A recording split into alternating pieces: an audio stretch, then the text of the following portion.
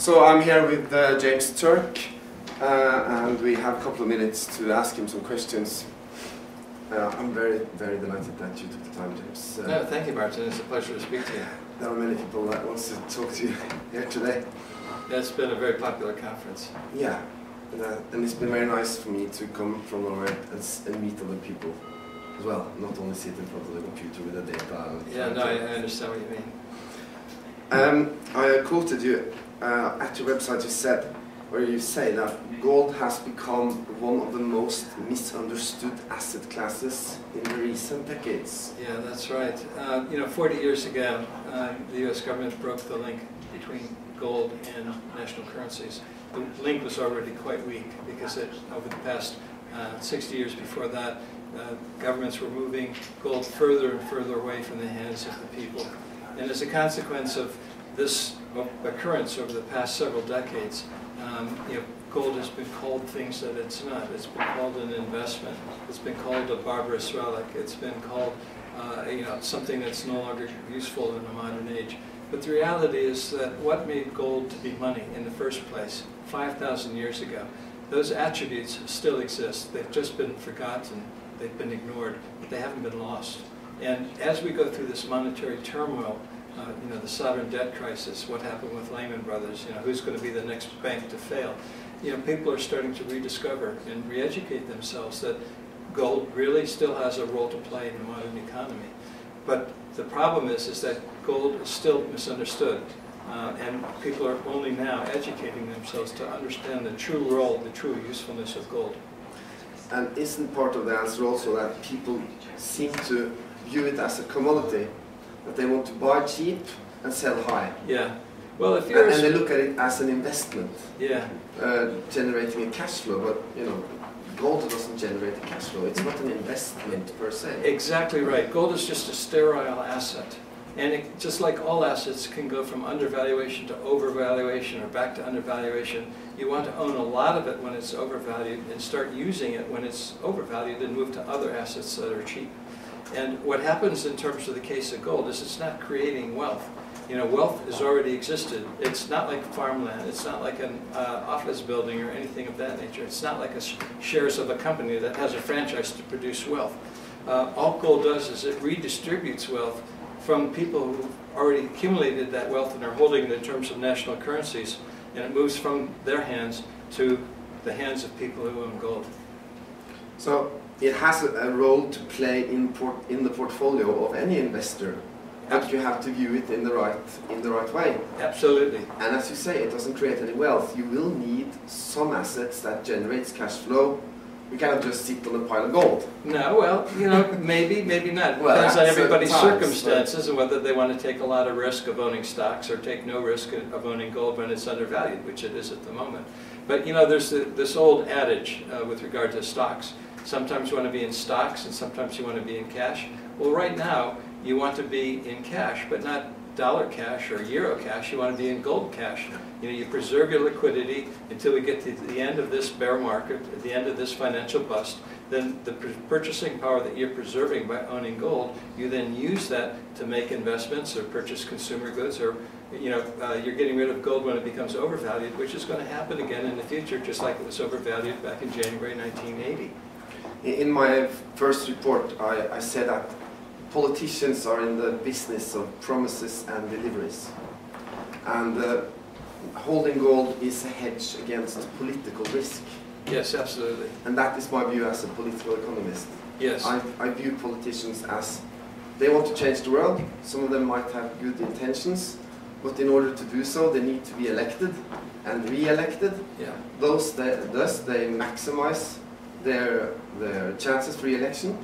At the same time, the voters maximize the difference between benefits and taxes. Yeah. They want to get as much benefits for as little taxes as possible, and businesses maximizes profits. Yes. And in a world environment where we see so much political risk, I believe gold is an important part of any prudent savers portfolio? Yeah, you know, the way I look at it is that we can no longer rely on the decisions of central banks. You know, we can no longer rely on central bankers to make the right decisions.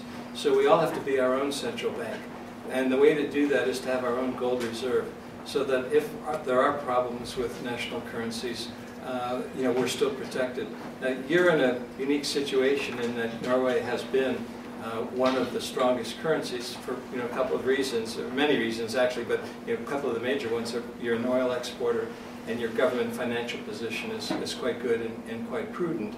So, you know, Norway is in a more advantageous position than other currencies. But the reality is, you know, what's backing your currency? It's dollars and euros. If the dollars and euros get into trouble, then the Norwegian currency is going to get into trouble as well.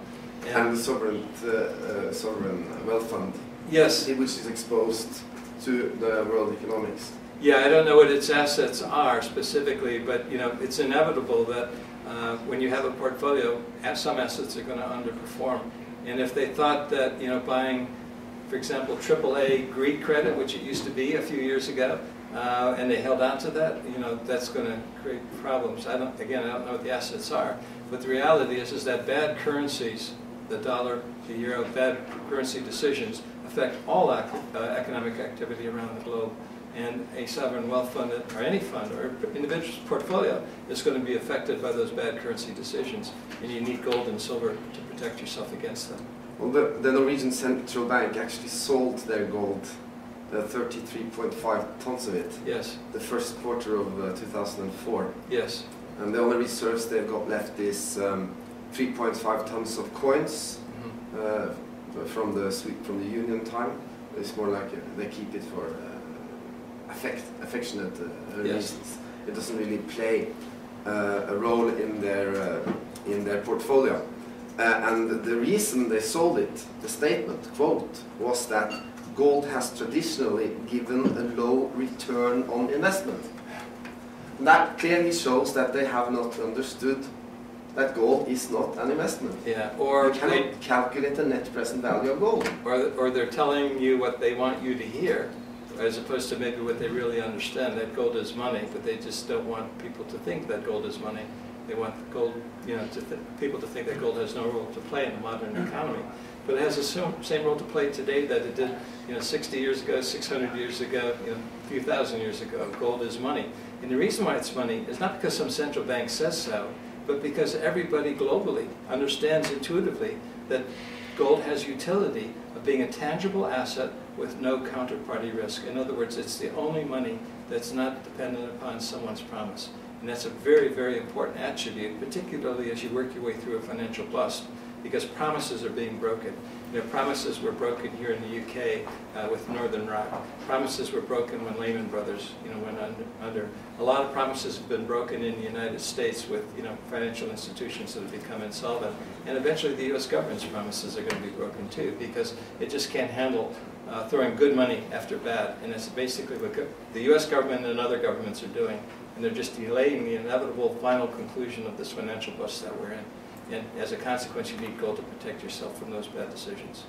So to sum up, disregarding if you are in a Norwegian krone, if you're mainly exposed to the Norwegian krona or the Swiss franc or any currency that entails political risk, you're not too late for the party if you don't have any gold yet? No, gold is still undervalued by all of my historical measures. National currencies are being debased at a rate faster than the gold price is rising. And you know, while the Norwegian kroner has done well, it's not going to be isolated unless the Norwegian central bank starts buying gold and separates itself from a dollar-based monetary system. Unless that were to happen, every individual has to take steps to protect themselves, and the best way to do that is to own gold. Okay, thank you very much. That will end our. We don't have time to speak with James anymore. But thank you very much for your time. Thank you, Ramsey. It was a pleasure to speak with you. Likewise. And let's enjoy the rest of the conference. Yes, definitely. Thank you.